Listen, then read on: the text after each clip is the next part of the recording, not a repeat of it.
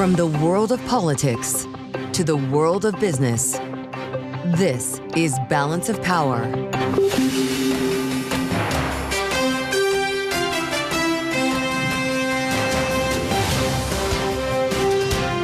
Live from Washington, D.C.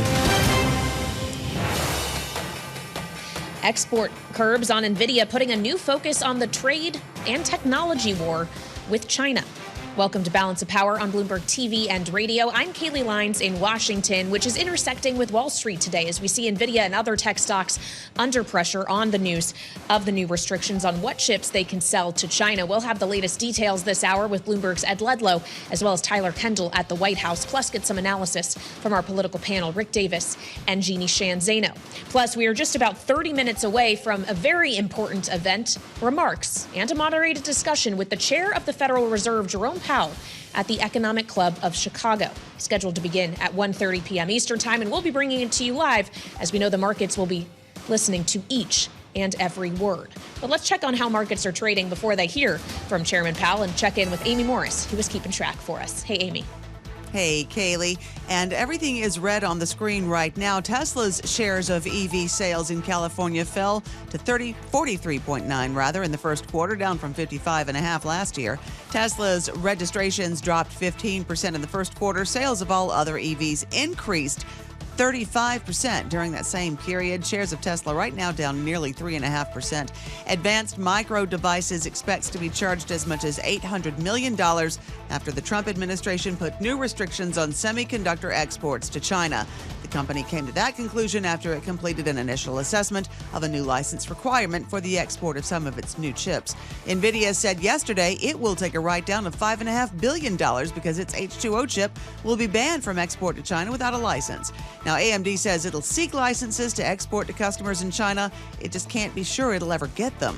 Shares of AMD now down 6.8%. Shares of Nvidia now down 7.6%. The World Trade Organization has slashed its forecast for merchandise trade this year, now expecting the volume of world merchandise trade to decline by 0.2% in 2025, a dramatic reversal from expectations at the start of this year.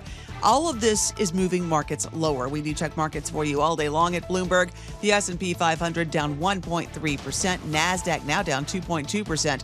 The Dow is down about 0.7%. The 10-year Treasury yield at 4.31% and the 2-year yield at 3.79%.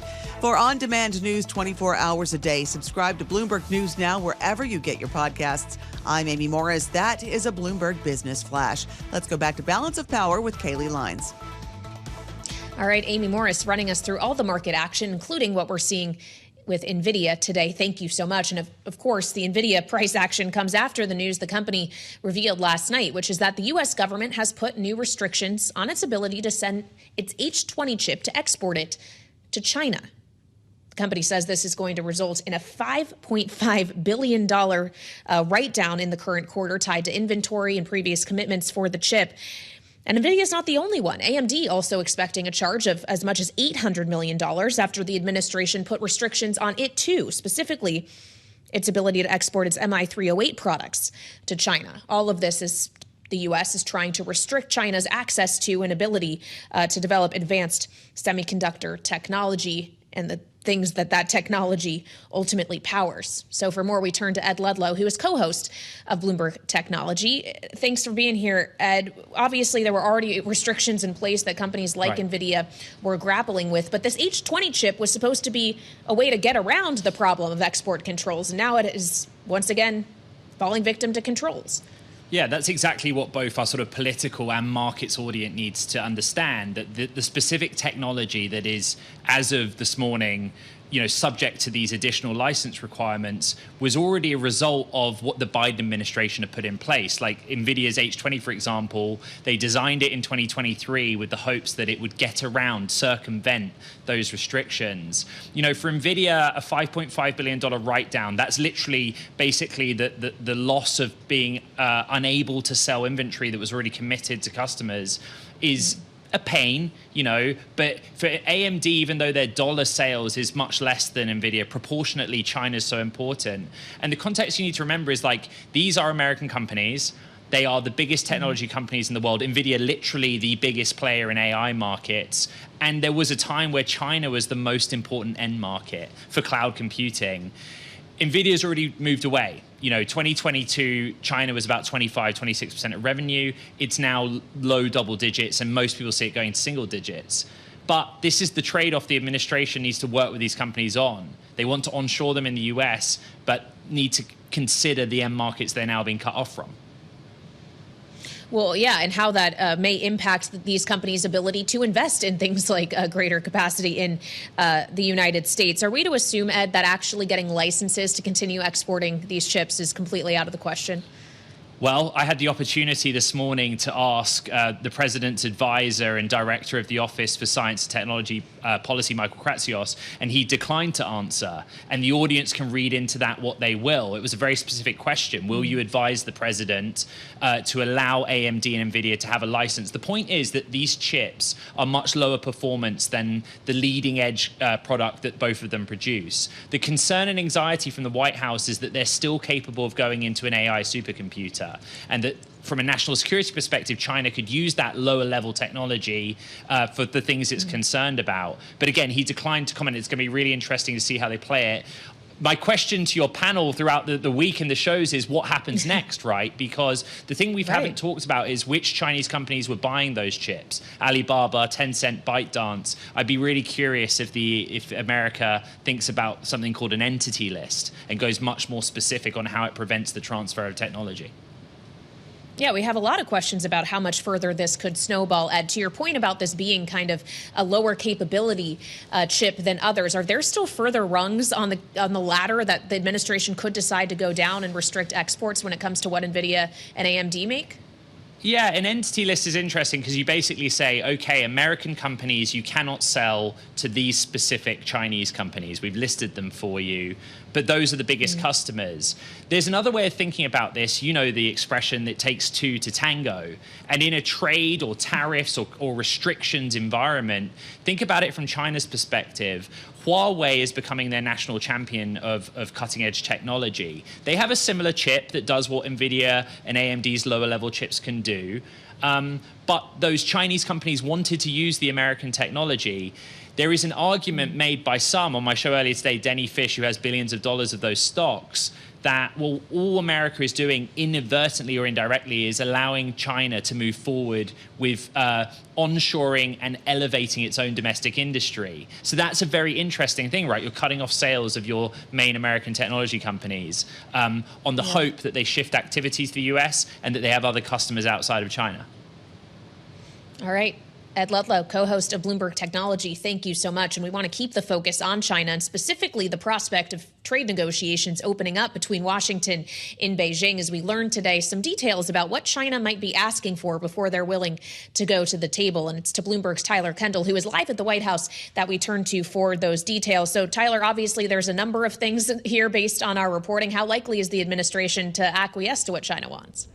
Yeah, hey, Kailey. Well, that really remains to be seen, considering that one of the big points here that we're learning per a person familiar with the Chinese government's thinking is that Beijing would like to see a point person appointed to lead these talks other than President Trump. And we know that this White House has repeatedly said that he would be directly involved. And even the president himself has said that he is waiting for Xi Jinping's call. Still, this is kind of our first insight that we've really seen into potentially what could break what has been weeks of escalation between the two countries. Also, importantly, the source familiar telling Bloomberg News that the most important precondition is going to be for Chinese officials to feel that they are treated with respect. It appears that Beijing would like to see President Trump start to disavow when his cabinet members, for example, criticize China, even if President Trump himself says that he has a good relationship with Xi Jinping. So far, we have to see where this goes, because we do know that the White House would like China to ultimately reach out directly. And we should say that that tactic has helped expedite negotiations in some cases. Take today, for example, Japan is here with negotiators in Washington, and Japan was one of those countries that did reach out directly to President Trump with a phone call between the Prime Minister and the White House. And officials have repeatedly pointed us to the fact that Japan would get priority status because they felt that they reached out very quickly to negotiate. And while we talk about who is talking and who's not talking, we have to always keep in mind, of course, Japan, but also those other countries like South Korea and Vietnam, geographically close to China, that this White White House seems to be prioritizing in calls as Xi Jinping completes his own tour of Southeast Asia countries as he tries to talk to those leaders directly to shore up his support. Yeah, and Bloomberg has some fresh reporting out today, Tyler, about how the administration may be asking countries like Japan to be considering putting their own tariffs on China as part of these negotiations. What other asks could the Japanese who are in Washington today face from the administration?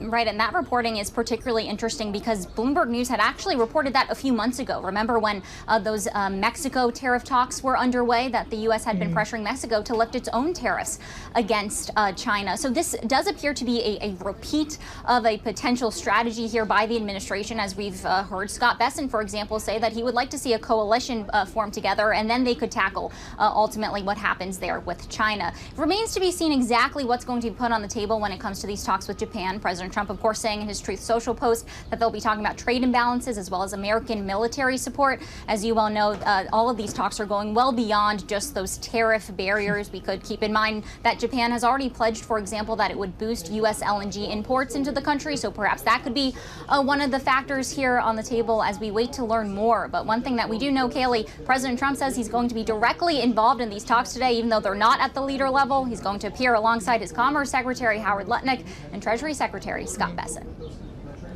All right, Bloomberg's Tyler Kendall live at the White House here on Bloomberg TV and radio. Thank you so much for your reporting. And now we get analysis from our political panel. Rick Davis and Jeanne Zaino, both of them Bloomberg politics contributors. Rick, also Republican strategist and partner at Stonecourt Capital. Jeanne, Democratic analyst and senior democracy fellow at the Center for the Study of the Presidency and Congress. Rick, when we consider these negotiations that are now beginning, knowing that there is a 90-day window that is getting ever shorter that the administration has left for itself here to ink all of these various trade deals, how important is it for them to have quick victories, quick deals to announce?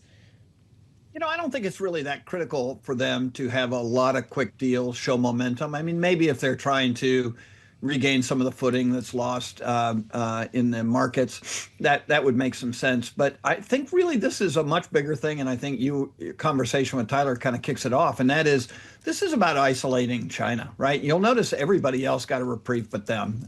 This has been a real focus of Donald Trump since his first presidency, is to basically divide the world along the lines of they're friends of China and they're friends of the United States. And we haven't seen this kind of alignment since the Soviet Union, sphere of influence strategies that the U.S. used to have to go through during the Cold War. And so at the end of the day, I think what you see is this decoupling. You see trying to isolate China. You see the use of the military in the Pacific. You see the use of diplomacy abroad. You see the use of economics at home and abroad. And I think these are all the toolkits that Trump's using to try and basically create a deterrent to Chinese influence around the world. Well, but he still says he wants China to pick up the phone and call. He'd like to make a deal, is the contention of him and others in the White House. Jeanne, and Tyler was just outlining some of the things China, according to our reporting, wants to see first. Guarantees that they'll be respected. There will be one point person, that there will be consistency in U.S. policy. Do you see those things as likely to be delivered by the Trump administration? We haven't seen a sign of it yet. You know, Donald Trump has famously described himself as a great deal maker, and yet on the very issues he needs to make deals so far in the last 80 days, he has fallen short. Now, granted, we have to give him some time. But, you know, as I'm listening to Rick, I'm thinking that may have all been true for Donald Trump 1.0. But in Donald Trump 2.0, if we are trying to decouple from China, if we are trying to isolate China, we are doing a heck of a job doing that. Why the tariffs on every country in the world? Why start with Canada and Mexico? Why drive so many of our allies to seek relationships with China? Why is Xi Jinping traveling around the world right now, shoring up those relationships? So if that was the intent, and I actually agree with the intent, then it is a heck of a way to roll out that policy. And I think that's the problem here. There was a smart way to do targeted tariffs on China to get where we need to go, and we do need to get there. But this is not the way. And so now Donald Trump is caught up in trying to negotiate with every country around the world, as opposed to focusing like a laser beam where we should be focused, which is on China. Well, he obviously was not shy about talking about China on the campaign trail, which is how we got to Trump 2.0, Rick, is in part because he campaigned on this. But he also campaigned on just the idea that he thinks tariffs are the way to revive the American manufacturing economy and make the U.S. greater than it was before. Can we quantify the actual domestic support for any of these policies, whether it comes to China or the wider tariff regime that is in place? Yeah, I mean, obviously, you're right. It's not just a weapon or a tool of diplomacy and foreign relations. It's a way, in Donald Trump's mind, that you take off pressures from taxation on the American public and allow the world to fund our country and our government. And so he hasn't really invested too heavily in selling that. Obviously, it was a big part of his campaign.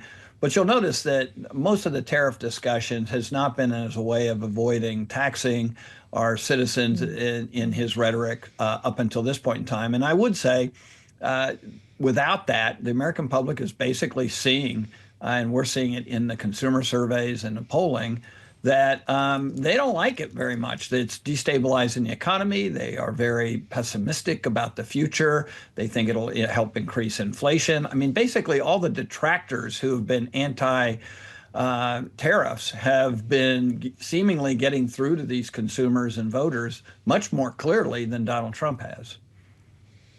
Well, and you're starting to see that showing up in town halls, or arguably we've already been seeing it. But take the example of Senator Chuck Grassley of Iowa, Jeanne, who just got an earful, although he already was kind of skeptical of tariffs. He was one of the co-sponsors of that bipartisan legislation that would reassert Congress's authority over the matter, that got a veto threat from the White House already. But for the others in Congress who are at home in their districts right now for their Easter recess, do you expect they could return to Washington, D.C. on the other side of it with a different attitude when it comes to tariffs?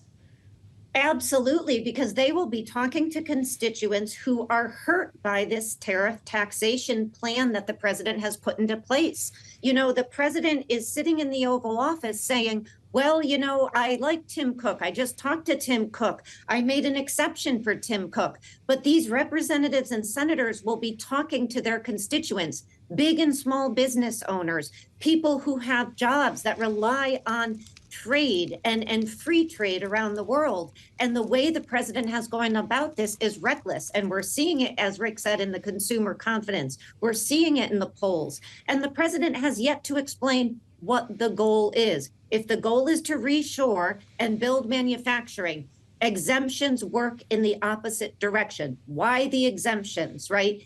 If the goal is to raise revenue, why the exemptions, right? So he not only has done this in a reckless way, he has been unable to articulate the goal, and he has been unable to articulate how long this pain will be felt by the American public. Congressmen and women will hear all of that over break, and they may return saying we need to claim back some of our power. Although it's Congress, Kailey, so I wouldn't hold my bet they'll do anything right away. Fair enough. Jeanne, Zaino, and Rick Davis, our political panel, thank you so much for the insightful conversation on the tariff policies themselves. And of course, there's massive questions about the actual economic toll of those policies and how the Federal Reserve will respond if they choose to do so. We're hopefully going to get some more insight into that coming up just under 15 minutes from now. Again, the Fed Chair, Jay Powell, set to take the stage at the Economic Club of Chicago. Probably weigh in on the activity we saw in the bond market as well, in part driven by tariffs last week. And as we look forward to his insights, we'll get insights from Betsey Stevenson of the University of Michigan. So stick with us right here on Balance of Power on Bloomberg TV and radio. I'm Kailey Leinz in Washington here on Bloomberg TV and radio. The question is, how will markets be trading after they hear from the man they perhaps most want to hear from, at least today? And I'm not talking about President Trump, though certainly he has the power to move markets, as we have all come to learn in the last several weeks, but also the chair of the Federal Reserve, Jerome Powell, who just moments from now is scheduled to deliver remarks and then take place in a moderated question and answer session at the Economic Club of Chicago. This, of course, is a chance to hear from him after the tariff-driven bond market turmoil we all experienced and saw last week, something that actually the Treasury Secretary Scott Bessent discussed with our colleague Anne-Marie Hordern in an exclusive interview on Monday. He said that they did discuss the bond market at their weekly breakfast and didn't signal that there was too much worry. Chair Powell and I have breakfast every week, and we discuss a wide range of things. And our staffs are always in contact. We have a markets room, they have a markets room, but and specifically, did we discuss some kind of a break the glass? I think we're a long way from that. But will we hear from the chairman that he agrees we're a long way from that? As we look forward to Powell's remarks, we turn to Betsey Stevenson. She's professor of public policy and economics at the University of Michigan, also a former member of the Council of Economic Advisors in the Obama White House and former chief economist at the U.S. Department of Labor in that same administration. Betsey, welcome back to Bloomberg TV and radio. It's good to have you on Balance of Power as always. Do you expect that the chairman is going to bring a message of calm, of lack of panic over what activity we've seen in the bond markets, or does he need to reassure financial markets that the Fed will be there to step in if it proves necessary?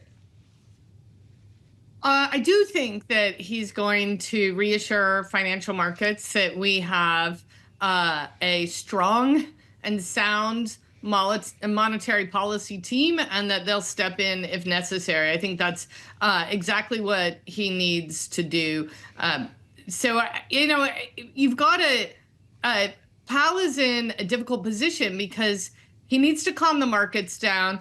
And he also needs to make sure that he doesn't put the Fed at any kind of risk from retribution from President Trump. And so, he's been a master at choosing his words carefully. And that's what I'm expecting to hear out of this speech. Well, yeah, we've certainly seen example after example of him having to dodge politically oriented questions at various news conferences and events, Betsey. But the thing that often the people asking those questions are really trying to get at is an understanding of the Fed's willingness to intervene, not just in any financial market like plumbing disruptions that we see, but actually economic disruptions we see as a result of tariffs. His message consistently is there's not a clarity on that tariff policy. Therefore, we don't have the certainty to kind of forecast any move.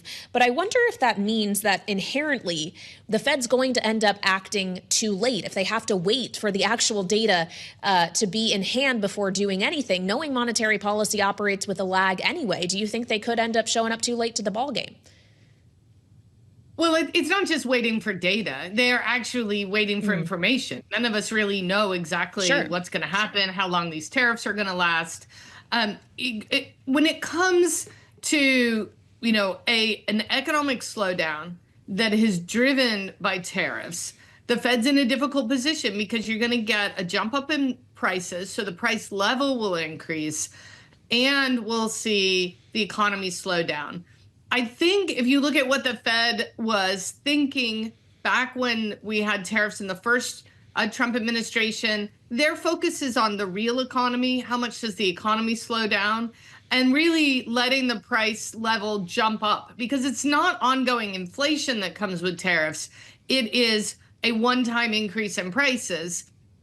Now, the problem the Fed has this time is that if people see that jump up in prices and they start to become fearful that inflation is taking off and they start engaging in activities that cause ongoing inflation. So they're going to be looking at what's happening to inflation expectations. Do we all sort of understand that the tariffs are pushing prices up and things are expensive and that's painful, but they're not going to keep going up? Or do we start to behave in a way that shows that our inflation expectations have become unanchored? I think what they need to do is focus on the real economy, that is where I think that they've indicated is where their focus currently is.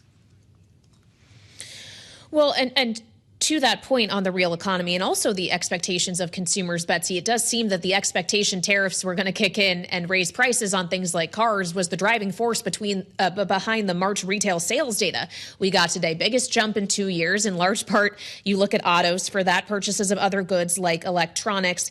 What is that kind of front-loading signal, though, about what kind of consumer activity we're going to see later on in the year? If they decided to make those big purchases now to get ahead of tariffs, does that mean we're going to see a big drop-off in consumer spending in short order? Yeah, absolutely. I think that's such a great question. And it's always surprising to me how many business owners just are like, wow, this is great. We got this big bump up in sales. This is going to be going on forever. It's not. It's actually pulling sales forward, which is great because sales today are always better than sales in the future. But at the same time, you need to plan for the fact that you just pulled some of your future sales forward. So you're going to have to work that much harder to continue to get sales going forward. And what that basically means is even if the tariffs went away tomorrow, we would expect to see a slowdown, right? So Trump could stand up tomorrow and say, you know what, I'm done with all this. I got what I wanted out of people. We've negotiated. Let's go back to 2024 tariffs. I'm done with the 10%. I'm done with Canada and Mexico. We'd still probably see a slowdown because we've had so many purchases pulled forward. I think the real challenge is we saw purchases pulled forward because people do expect prices to jump up. And then we're going to see, sort of a exaggerated or magnified slowdown that comes because people tried to get ahead of those price increases. Well, and just how easily will that slowdown in kind of consumer activity that is driving money toward businesses translate into those businesses not hiring as much or even laying people off, and actual changes in the labor market, which I think what you were alluding to, Betsey, when we're talking about the real economy and the Fed's dual mandate specifically is something that they would have to respond to or at least think about. So when I'm talking about the real economy, I am talking about, like, what do we produce? How many people are working? Are we using all of our equipment? Are we being as productive as we can? That's all real stuff. Nominal stuffs are the prices. And of course, the Fed wants to make sure that we don't have the nominal stuff, the prices going up too much, because that can cause us to make different decisions in the real world, like hire fewer people because we don't know what's going on. Look, I think companies are already at a place where they're being really cautious in terms of thinking about expansion plans, investment, hiring, because there's so much uncertainty. Operating in this highly uncertain environment means go slow. So it's a big, yellow light for people. If we see that, that we see the economy slow a lot, we see prices jumping up a lot, consumers pulling back, we're going to see that slowdown happen even further. But, one of the things you pointed out that, what should companies do? The challenge for companies at a time of high government uncertainty and high macroeconomic uncertainty is, if you're a business, you're trying to figure out, am I selling more or less because I got better or worse at competing with my competitors, because consumers are changing how they value my product relative to other products they can buy? Or is this the macroeconomy? Sorting through those three things is really tricky. It's a lot easier if the macroeconomy is stable and you just get to figure out, am I offering what consumers want, and am I doing it competitively against my competitors? That's where most businesses want to be. They want to be focused on that part of their business, not navigating tumultuous macroeconomic conditions.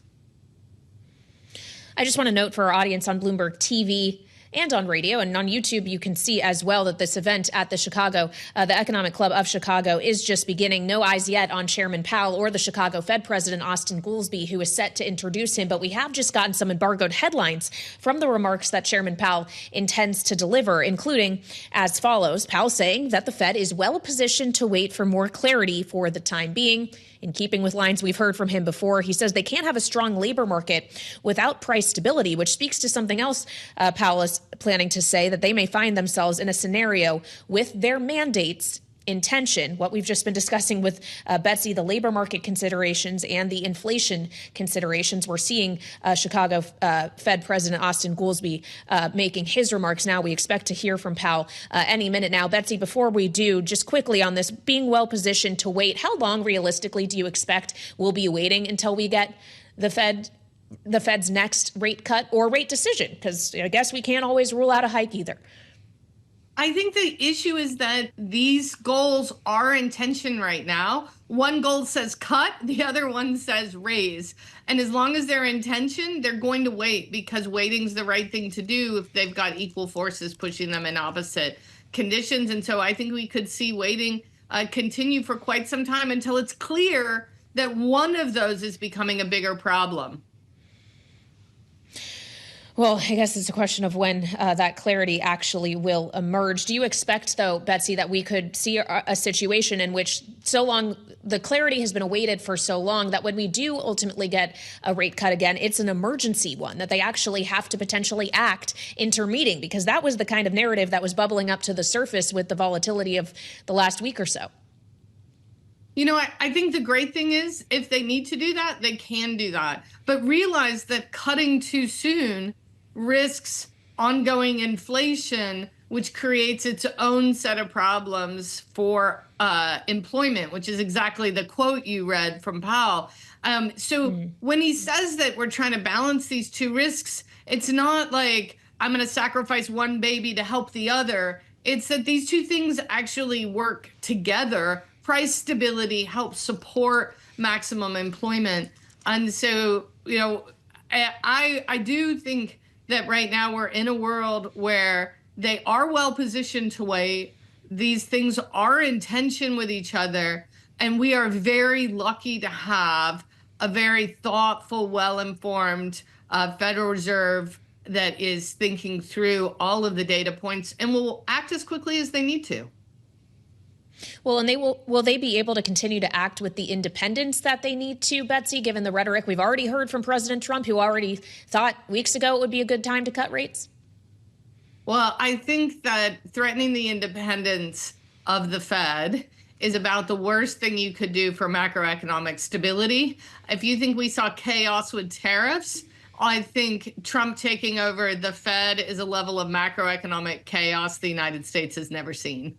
Betsey Stevenson, professor of public policy and economics at the University of Michigan, thank you so much.